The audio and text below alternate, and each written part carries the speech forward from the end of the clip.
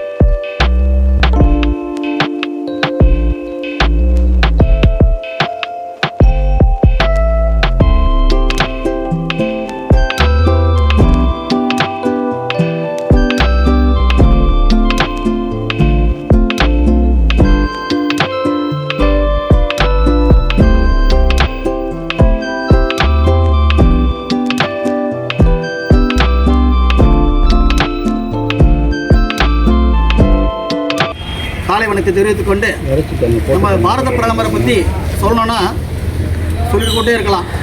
அவர் 21 கூட்டணி, அதே தேசிய கூட்டணி வச்சு அற்புதமான ஆட்சி அமைச்சவர், பாரத ரத்னா விருதை பெற்றவர். அது இல்லாமல் நம்ம இந்திய தேசத்தை உயர்த்தக்கூடிய பொக்ரான் வெடிகுண்டை வெடிக்க செய்து நம்ம உலகையே திரும்பி பார்க்க வைத்தவர். அது மட்டும் இல்லாமல் நமது தேசத்தை மீண்டும் உயர்த்த கார்கில் வெற்றி அப்படின்னு வெற்றி போரை நடத்தி வெற்றியும் கண்டவர். அவர் காலத்தில் தான் தொலைபேசி அதிகமாக நம்மகிட்ட வந்தது. தொலைத்தொடர்பு துறையை அதிகமாக கொண்டு சேர்த்தவர், எளிய மக்களும் கொண்டு சேர்த்தவர் திரு வாஜ்பாய் அவர்கள்.